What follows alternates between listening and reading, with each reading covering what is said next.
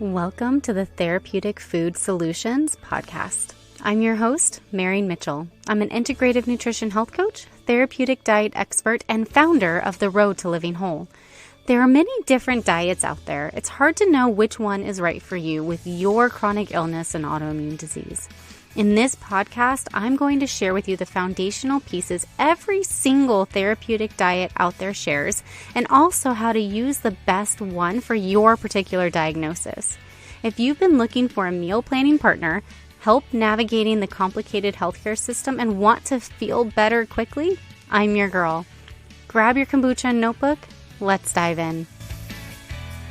I'm excited for today's episode. We are exploring a facet of healing that is so overlooked, and that is past trauma and its linked to dysfunction in the body now.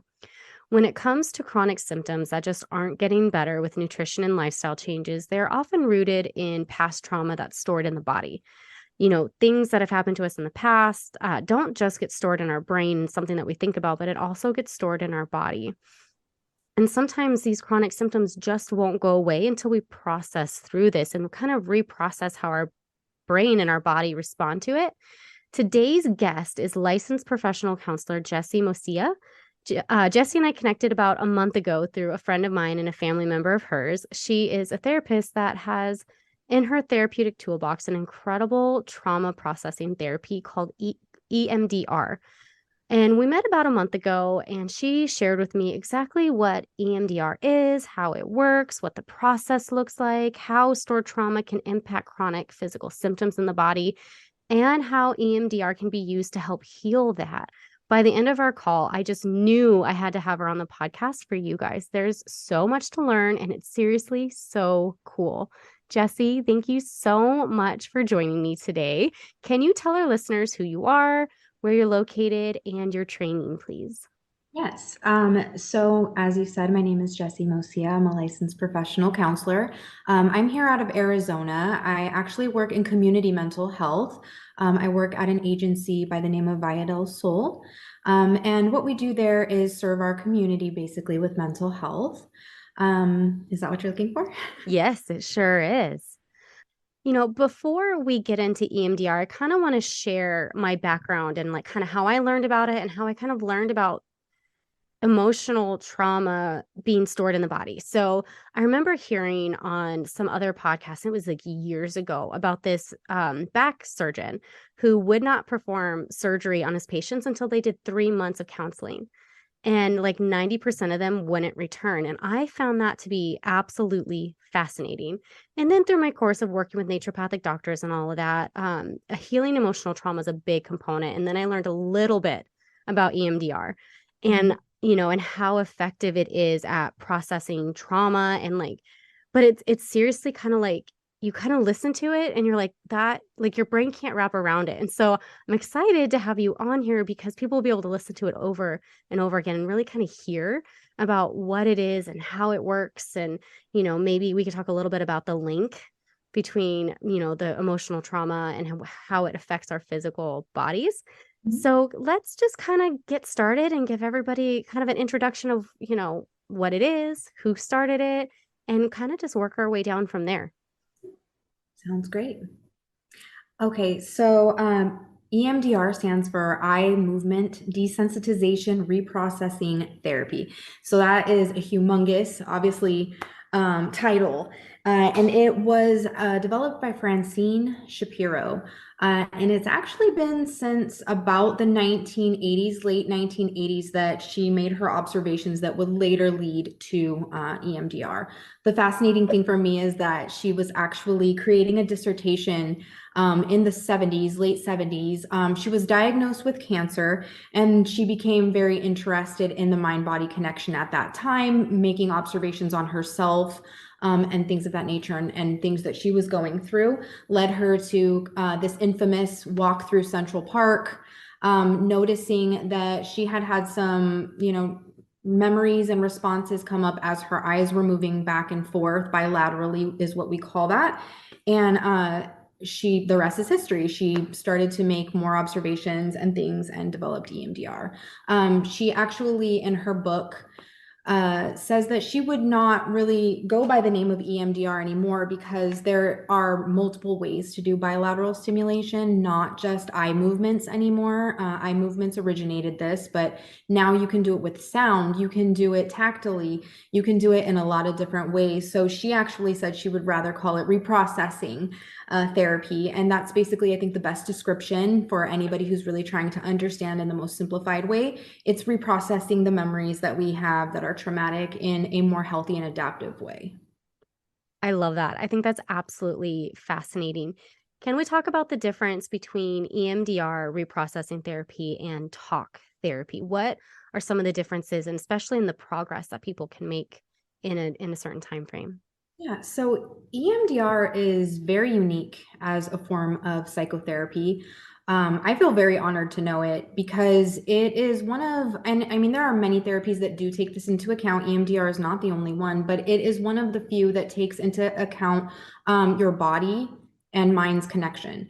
So that's my favorite thing about EMDR is that trauma, when it's stored, we all are very aware now. There's much research behind trauma being stored not only in our brain, but very much in our body, and that our nervous system is reacting to stimuli based off of that. So EMDR is working with negative cognitions like talk therapy would, but it's also working with your body's responses to these cognitions, and the memories that are creating those responses are also discovered. So all of these links are discovered within that process versus talk therapy, which it can take many, many years for us to discover these types of things in talk therapy. Not that talk therapy is bad, but just for trauma purposes, it's not as holistic and inclusive as EMDR is. And it also actually tends to run on a lot longer than EMDR would. EMDR is considered a quicker process. So yeah. Awesome. When we spoke a month ago, you talked about there's 8 phases Mhm. of EMDR. Can you walk us through kind of what that process, what those phases are and what they look like? Sure. So the first phase is going to be basically collecting the data from the trauma. So it's not as scary as it sounds, but everybody has multiple traumas, and if we were to do, a collection of that, you would see that we all have multiple traumas in our lives that have impacted us. The reason EMDR does this is so that we can figure out which ones we want to start with, which ones are most impactful, maybe which ones we're ready for versus which ones we're not ready for yet. So that's phase one, is collecting all of that and starting to get a good idea of what that person's been dealing with. Also symptomology, right? So how that's manifesting in our daily lives and how that's affecting us. So sometimes this can be referred to as mapping our trauma out, things like that. Like I said, not as scary as it sounds. It's pretty easy. And then phase two is going to be resourcing. So resourcing is a phase of EMDR that's pretty cool. It teaches you how to ground yourself, which is really important because EMDR works in a really unique way in the present and in the past, kind of in the same time frame. So we're working on the past, but we're in our present bodies and we're seeing that connection. So we do need these tools to kind of restore our sense of equilibrium sometimes in that process. And EMDR is very good about giving you the tools, keeping you safe during this process. And that's what resourcing is about. So you'll be taught skills on how to keep yourself safe in your daily life and also in the EMDR sessions. And then when it comes to phase 3 through 7, that is the actual protocol. So that's the reprocessing that takes place. And then the final phases are the installation phases. So that's where we actually bring a positive cognition that you would like to believe about yourself. A more adaptable cognition that probably fits much better to the scenario, considering the age that you were when you had this trauma, and things that your brain were doing are not quite who you are now. So that's how it works with the present as well, to kind of create a better, more adaptable narrative for yourself, not to continue that negative cognition and that negative belief about yourself. I absolutely love this. I feel just like completely starstruck again as you're talking through it because and I kind of relate it to my own recent experience going through trauma of a blindsided breakup. And I mean, it threw me through a loop, and I just kind of felt like I was in this washing machine, and like I couldn't get grounded, and I was having panic attacks and all of this stuff. And I invested in a course that was a somatic based course. Mhm. And one of the first things it did was first kind of validate the experience, right? And then secondly was how to come back to yourself. Mhm. And those tools were so effective in just helping me kind of like the grounding, right? And I wish that I had done EMDR because the process of healing has taken like a year and a half. And Mhm. it's like I wish that I had known of this tool a little bit sooner and how effective it would be, because I feel like then it could have just saved me so much physical trauma that Mhm. came from the stress of that, and then also being able to kind of process the emotions more effectively, Mhm. right? I just think that that's really cool. And then it makes me think about I have a friend in particular. I think that she's been grown up having surrounded by a lot of illness and death. And Mhm. so when she's with her kids and they get sick, even with a cold, she goes into a complete panic attack. Mhm. And, and I was like, honey, you got to do something about this. And I'm like, I just learned about EMDR. So she found a counselor and she just had her first session. So Mhm. they did phase one. And she was like, she's done talk therapy for years. And Mhm. so I'm excited for her to, one, learn more about this process as she listens to this episode, but two, to kind of see, I'm going to be able to see it in action, right? And how it's going to work. So I feel like that's just really, really cool. One of my questions is, as somebody's going through this, I could see, especially somebody who's had a lot of trauma, there could be a little bit of fear associated with this process. Talk therapy, I feel like because in movies it's been so glorified that this process could be a little bit scary, Mhm. right? Like instead of just talking through it, you're literally reprogramming. To me, I find it exciting, but I feel like some people could find that scary. Can you maybe talk about some fears that might be associated with it and why this is actually a great tool in the therapy toolbox for someone? Absolutely. So, one of my favorite things about EMDR is that Francine Shapiro literally seems to think about everything. She's very good about understanding, well, she was very good, I should say, about understanding what might pop in there, right? So she's really taken a lot of consideration of that with developing this. And when we get trained, we are trained very rigidly, the way we are trained. And it's very emphasized that she wants you to follow the protocol and the recommendations pretty precisely, which I really love because there's not very much variance in it. And it's very well studied, it's very secured. So I would say for me personally, doing EMDR is pretty safe because it's been well documented now at this point for its safety, and it's a little bit more empirically based than maybe other forms of trauma therapy like talk therapy would be. It's easier to see that. But I also think that, with the resourcing, things like that, it shows you what EMDR is before you do EMDR. So it kind of gives you a good idea of what you're going to be doing at a smaller level than that big traumatic event that you might be processing.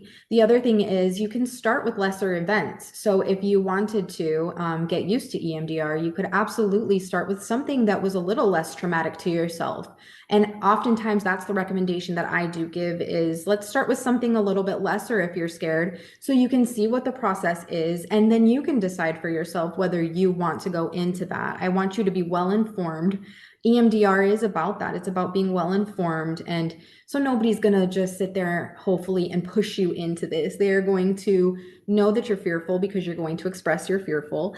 And then we're going to work through those fears. EMDR also has a built-in system for that, which is super cool. So EMDR talks about blocking parts of us and things like that. So some of those fears might be blocking us from taking care of business, basically, with ourselves.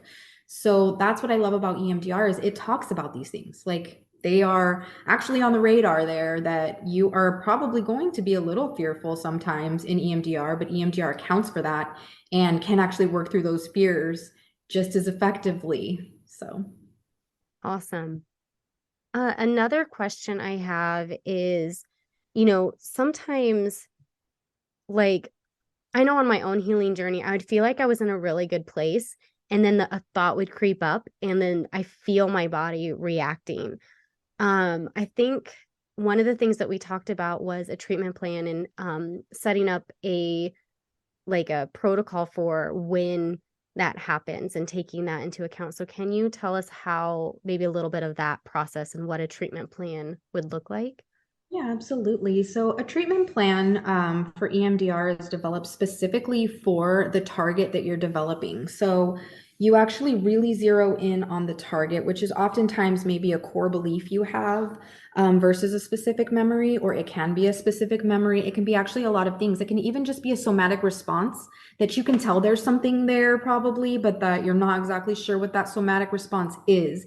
So EMDR is very versatile and flexible in that way. And when we create the treatment plan, we are creating your basic outline of what that's going to look like. And then it's basically going to ask you, what does that look like? Like, what's your earliest memory of this? What is it looking like in the present? What's one of the most like disturbing memories? What are some other factors, right? What are some resources that you have used and been successful with already prior to EMDR?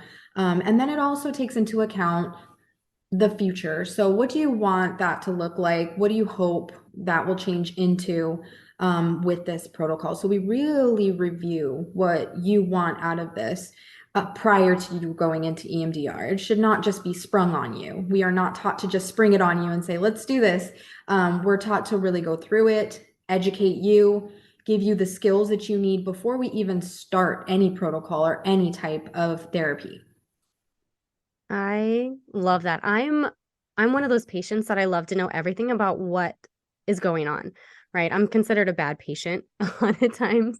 And I feel like what I love about EMDR and the process is that like there's no question. You're going to understand everything that's going to happen. You play a role in the treatment process, which I think is just in and of itself empowering. Mhm. Now, I guess my next question is for those of us who are struggling with autoimmune disease, chronic pain, gut issues, all of that. I would like to, can you give us a little bit of how how the trauma that we've had in the past impacts our physical now? Yes. So if you think about what trauma is, it's an event or even a course of events, right, that happen to us. So when a traumatic event happens, it is basically thought that the part of your brain that's processing that is very nonverbal. It's That's why your body is so responsible for the traumatic response. It's because we are actually not able to put trauma into words as well as we would like to think sometimes. And that's why we sometimes even have that feeling of like, there's really not a way to describe this verbally. Like, I can do my best, but at the end of the day, it really is in our somatic responses. So as we know with immune disorders, it's similar, right? Those are our body's responses, similarly to how our brain responds to trauma. So they are very similar. So when we think about that, in the autoimmune part of things, you are thinking about how trauma is kind of busying your immune disorder, right? It's making you busy all the time to these imaginary kind of invaders when it comes to trauma, because the traumatic event is over now. But my body does not know that. My body still thinks it's on alert because they basically look at it like the on switch is stuck. It's stuck on and it continues to fire, even though maybe the response that I'm doing is now maladaptive. It was probably for survival originally, but it's maladaptive now. So that's why autoimmune disorders are thought to run high with people who have past trauma. They are exposed prolonged periods of time to things that make your immune system fire at times where it's not really supposed to be firing anymore. It gets sensitized. So if you think about it this way too, I can say that like when we have a traumatic event happen, several things are getting stored, right? So maybe it's winter time and it's cold outside. And so maybe we don't realize this, but one of the things that triggers me is that when it's cold, I have these weird sensations in my body that I can't explain.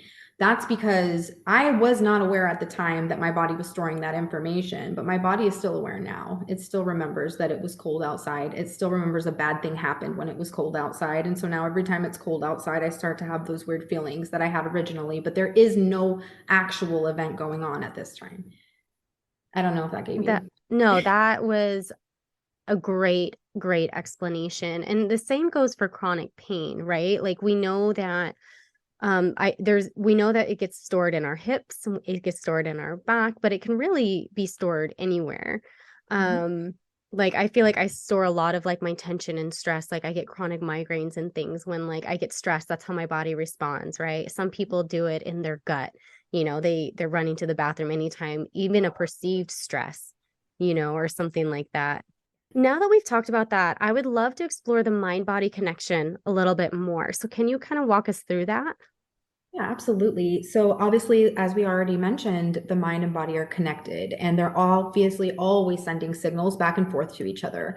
What it's thought to be in trauma, though, is when you've had a traumatic experience, that synchronicity actually gets a little bit messed up and it's no longer in sync anymore. So your mind and your body are communicating, but maybe not as effectively as they should.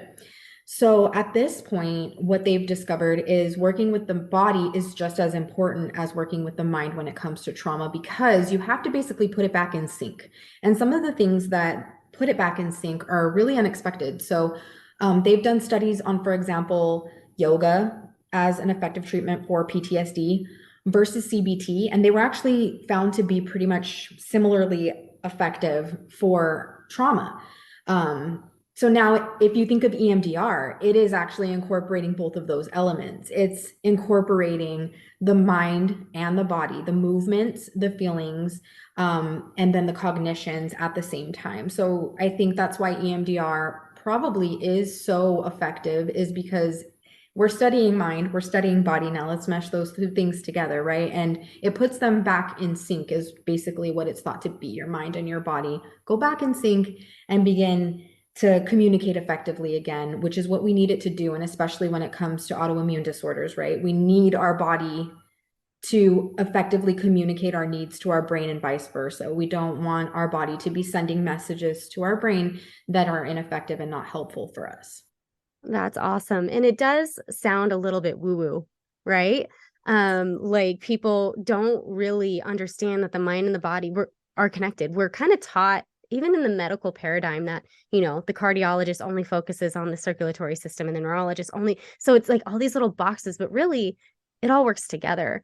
So, you know, and like I said, the cognitive behavioral therapy, CBT, that's been made really popular through movies and stuff. But then we do know that like yoga does, but what it does is it takes something like yoga, which is a wonderful practice, right? You breathe, it kind of does that somatic grounding and stretching and releasing, but it also brings in the mind too, where I feel like I remember, going when I was really, really into yoga and able to do it consistently, my brain would start going crazy in classes. Mhm. And so I love the fact that you would be able to do the mind body together to stop that cyclical, like going down the rabbit hole of like anxiety or thoughts or something, even though it's like whatever stretch released whatever was being stored, but actually being able to reprocess how the body and my mind think about something into a healthier way. Let's talk about like the trauma and all, when you're reprocessing it,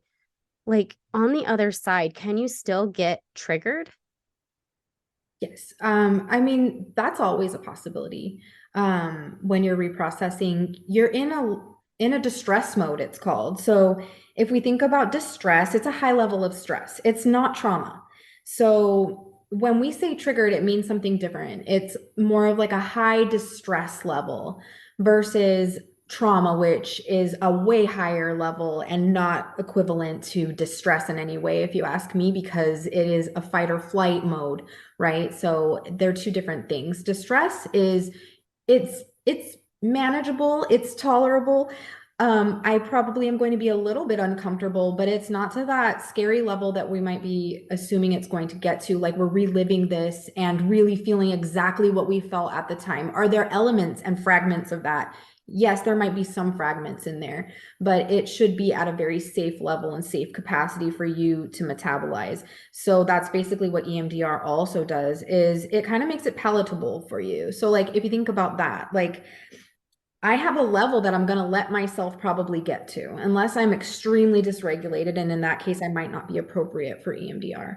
But I have a level that my body is going to let me get to and my brain is going to let me get to in that session. And it shouldn't get to a very unsafe level because my brain is what's delivering this to me. It's putting the messages out there because it believes I'm probably able to handle that, is what I would assume.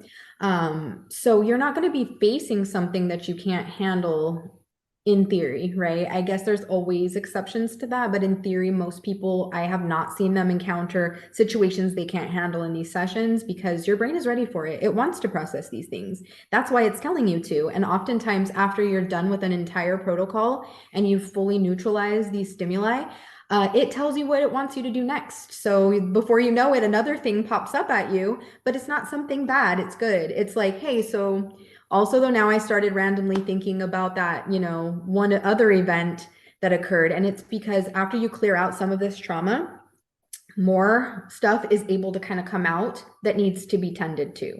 And that's actually a really good thing. It's telling you what to do. It gives you its own recommendation. I love that because I feel like people kind of get in this like, if I'm fully healed, it's never going to bother me again, or nothing else is ever going to ever get me there. And that's just not how healing works. But we, like you said, we get to an adaptive place where we're able to come back into ourselves and kind of handle the emotions and the physical reactions to things in a healthier and adaptive way, right? Right. And I noticed because when you do EMDR training as a therapist, you actually have to have it done on yourself as well to know what it's like to be the client. So I have had EMDR done on me as well in training. And what I did notice was certainly a lot of things popped up that I wasn't expecting, nothing that was super harmful to me. And I'm just going off my own experience. And then at the end of the day and at the end of the protocol, what was really cool was when I would think back to that original target, I didn't feel the same way anymore. And I think that's everybody's aha moment in EMDR that really lets them know that it worked is you're like, oh my gosh, like I thought of that thing, but like I can tell you so neutrally and I can talk about it and I don't feel that intensity there anymore because really EMDR requires you to get down to a distress level of 0 for each target. So we are not done with the target until you are at 0. And what that means is I'm thinking about this thing, but I don't feel bad. I just feel like it's a matter of fact. It's a thing that happened. I am aware, but it is no longer bothering me emotionally in that capacity. Just listening to that gets me so excited. It feels like it'd be so freeing. Like Mhm. I can think of so many things that that were traumatic to me that now are just so matter of fact. Mhm. But it's like I wish it hadn't taken me 7 years of like processing through this when it could have been done with a professional and a guided way to really get me into a healthier place faster, maybe even giving me tools to handle future events Mhm. in a healthier way. Yeah, exactly. Well, and I do like that EMDR can do both, right? So it can also go into the future template and really go into, what am I going to be facing that I'm fearful of? Because we also have those things, right? Trauma creates that as well, where it's like, okay, so maybe I did neutralize things, but I'm still fearful of this happening again. We can go into a future template, it's called an EMDR, which helps prepare us for that. Which, again, like I said, Francine Shapiro, she really thought of like everything, if you ask me, when it comes to EMDR and how we can use it and make it useful. It's just very versatile that way. Awesome. This interview has been absolutely incredible, and I believe it's going to be helpful to a lot of people. Is there anything else you want to share before we end this episode? Yeah, so I was just going to say that, the gold standard for EMDR is going to be an EMDRIA approved person. So EMDRIA approved means that EMDRIA approved that training that they went to. And then there's also EMDR certified people. So that's that next level actually, where you did hundreds of hours to kind of be approved that way. So there's both, but both are fine as long as we go through EMDRIA. I feel like that's the best bet to find someone who really subscribes to EMDR in the way it's meant to be. EMDRIA has its own website, which is very easy to find, and it has a list of approved providers as well. But if for some reason your provider is not on there, but they do provide EMDR, you can simply ask them, like, where their training was from and if it was an EMDRIA approved program or not. Awesome. And I'll have that link in the show notes for anybody who wants to explore this further, plus any other resources that you might offer. You can, we'll talk about that afterwards. But thank you so much for coming on. I really appreciate it. This is a facet that just doesn't get explored enough in the healing process. So thank you. Thank you for having me. I appreciate it. Thank you so much for hanging out with me today. If you found this episode helpful, would you do me a favor and help others find it by leaving a review, sharing a screenshot on social media, or sharing the link with a friend? By you sharing what you've learned, others are able to find this podcast and join our community. Be sure to check out my website, www.roadtolivingwhole.com, for over 160 delicious recipes, a variety of meal plans, and a blog packed full of even more healthy living tips. If you'd like to learn more about how to work with me as your coach, you can schedule a free consult through www.roadtolivingwhole.com/health-coaching/. Until next time, friend. Bye.